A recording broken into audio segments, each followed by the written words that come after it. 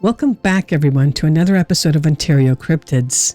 I'm glad you're here because today I've got 4 incredible encounter stories to share with you, focusing on the mysterious forest people and possibly even a Skinwalker sighting. These are stories you won't want to miss. Before we dive in, just a quick reminder about YouTube's new hype feature.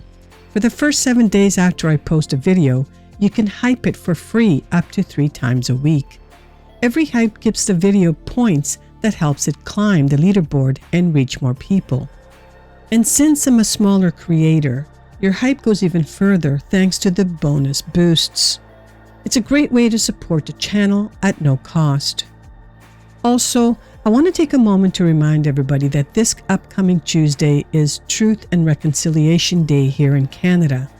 It's a time to reflect, learn, and honor the experiences of the Indigenous people.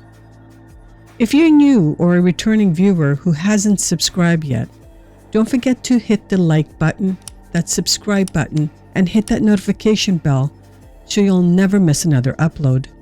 And if you have an encounter of your own, we'd love to hear it. Send your stories to ontariocryptids@gmail.com. Now sit back and relax, and let's get to these mysterious encounter stories.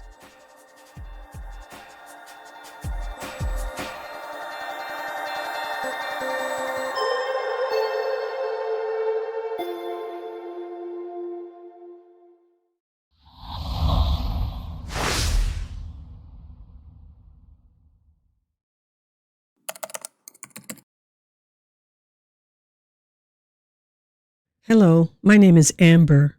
My husband and I and his cousin were up in the woods about 20 miles down the road looking for a missing girl. We were using a spotlight at night to look through the trees and brush. We saw it at about 75 yards from us. He was probably about 7 foot tall, at least 400 pounds, and really wide body and shoulders. He was hairy and matted white and brown hair around his flat, hairless, leathery face. His eyes reflected a golden color. He just stared at us. After a few minutes, we got scared and left as fast as we could. Hours prior, close to the same area when I was screaming the girl's name, I heard 3 knocks. I jokingly said, "Oh, hey, it's a Bigfoot." My husband did not believe in Bigfoot, and he was always skeptical about it until he actually saw one. He is a hunter and knows the wildlife. He said he knows what he's seen, and that's his only explanation for what he'd seen.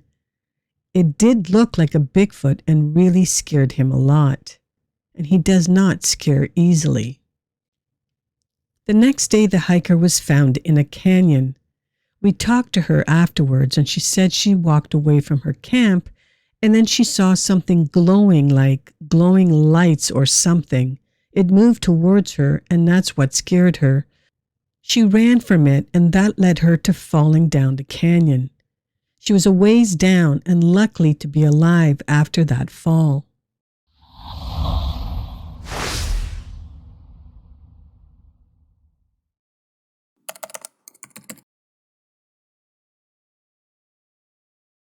This happened about a year ago. I've been brushing it off because it seemed impossible. Some backstory. This happened in Arizona in Apache Nation. The company I was working with at the time decided to have a company camping trip at the Mogollon Rim at one of the lakes out there, so I went. It was a group of about 15 of us. I had a buddy who worked for a cistern company that always showed me pictures of all the fish he's caught out there, so I got the okay to invite him, and he said he'd love to go. The day comes and I'm driving up there with my girl. It took some time, but we eventually found the campsite and everything was going normal. We ate and did a bunch of camping activities and then decided to go fishing. By this point, it was already 4 p.m., but the group figured we still had about an hour or so left of daylight, so we went.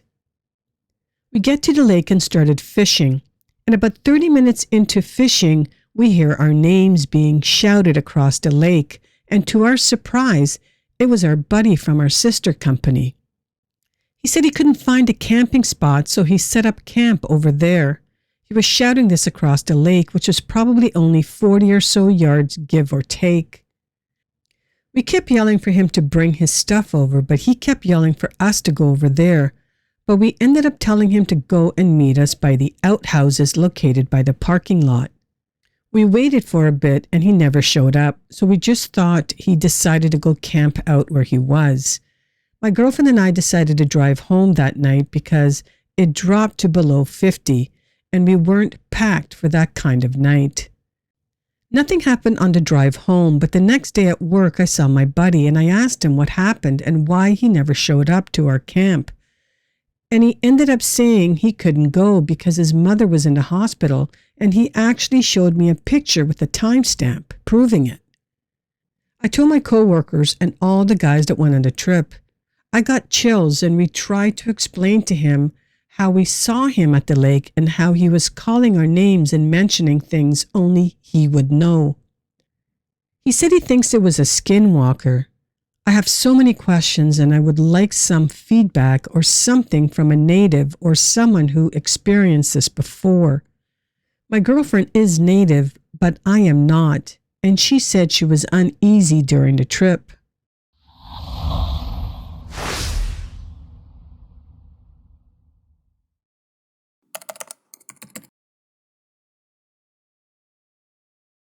My wife and I were camping in the Sequoia National Forest at Fairview Campground, next to the Kern River, for the 4th of July weekend. It was just her and I and our 2 dogs. We had wanted to get away from the noise of the fireworks in the city, Bakersfield, for the sake of the dogs. With it being a busy holiday weekend, the campground was at full occupancy, but was fairly quiet except for some laughter in some of the campsites around. We were just sitting outside the RV with our dogs, and we were talking. In the distance, we started hearing long moaning howls echoing down the valley, seemingly from the mountainous ridges surrounding us. There would be a long howl, then silence for a few minutes. My wife heard the sounds first. She thought it was a train. I pointed out that there were no trains anywhere near where we were. We heard these vocalizations at least 5 times, if not more. I began teasing her that it was a Bigfoot. In the back of my mind, I knew it sounded exactly what I had heard in a recorded vocalization that were in the media and online. She thought that stuff was crazy, so I passed it off as a joke. On Sunday, we were packed up and heading home. We stopped at a general store, McNally's, next door to the campground to pick up a cold soda. I was wearing one of my t-shirts depicting a gray alien and a Bigfoot sitting around a campfire. The shopkeeper struck up a conversation with me saying that he liked my t-shirt. After a few minutes of small talk, he shared that several campers from the campground next door had come in with stories of hearing a Bigfoot the other night.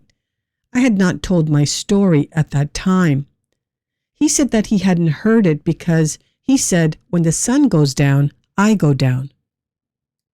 I told my wife what had been told to me upon returning to the RV. She is by nature very skeptical, but exclaimed, "I can't believe I heard a Bigfoot." Once we returned home to civilization, I did some research online. I was listening to some recorded vocalization, and in the middle of one of them, my wife exclaimed, "Oh my God, that's exactly what we heard." I don't know exactly what it was. It was the Ohio howl, but feeling it definitely warrants further investigation in the area. I am aware there is a history of sightings and vocalizations around there.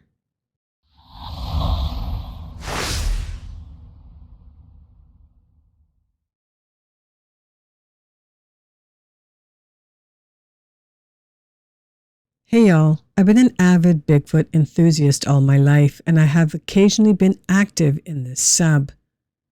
I'm also a skeptic, and as such, I've always stopped short of deciding if I do or do not believe in Bigfoot. I've spent many hours outdoors, and I've had an odd experience or two, but nothing that I would describe as definitive or conclusive. However, 2 days ago on Tuesday, May 13th, 2025, I saw something very strange. I'm not saying for sure that it was a Bigfoot, but I haven't been able to think of a different explanation, so who knows? It's not a particularly compelling or sensational encounter, but I thought the folks here may find it interesting. I was driving in the area of Willamette National Forest in Oregon. Forgive me, but I don't wish to give the exact location on here. To check out several campsites in the area as I intend to go camping there the next month. I decided to drive a ways further up the road just for fun. The road I was on would eventually cross over the crest of the Cascades and come down the other side. It's a somewhat popular region for recreation as well as logging, though this time of the year there are very few people out there. I enjoy off-season camping for exactly this reason. Anyway, it was around 1:30 p.m. I was driving east on a paved one-lane road. The grade was somewhat steep and I was traveling uphill. The road was curving gently to the right. Up ahead about 20 to 30 yards I saw something. It quickly crossed the road from left to right. A portion of the road was obscured by trees as it was on a curve, so I only saw the thing for a very brief moment. It was perhaps only 1 or 2 seconds, but it was definitely something out of the ordinary. The thing was upright and fairly tall. I'm reasonably confident that it was as big as an adult man or larger, but not ridiculously big. It wasn't 10 feet tall or anything, but it could easily have been 6 or 7. It was light brown or tan color. Its shape was somewhat boxy, not with sharp corners or anything. I just mean that it was bulky and not particularly shapely. It was maybe the size of a refrigerator, just a bit slimmer. I was too far away and I saw it for too small of a time to make out any fine details such as head or face or arms. I do believe I saw it taking a step with what would have been its right leg. Of course, I immediately thought it must have been Bigfoot, but I immediately shot that down and tried to think of what else it could have been. I thought a person on a bicycle, as it seemed to me it moved fluidly, almost gliding across the road. I ruled out a bike though, as there was no trail where it crossed, and if there was a bike on the road, I would have passed it as I drove further up. A deer also occurred to me because of the color, but obviously deer don't walk upright. These are the things that flashed through my head as I drove up to the spot where it crossed. I slowed my car down nearly to a stop when I reached the spot. I didn't get out to look, which I regret now.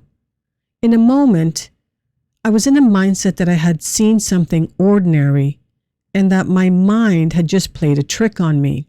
Plus, if I had seen a large animal, there was a small chance it might pose a threat to me, and I was unarmed aside from my Shih Tzu, Toby.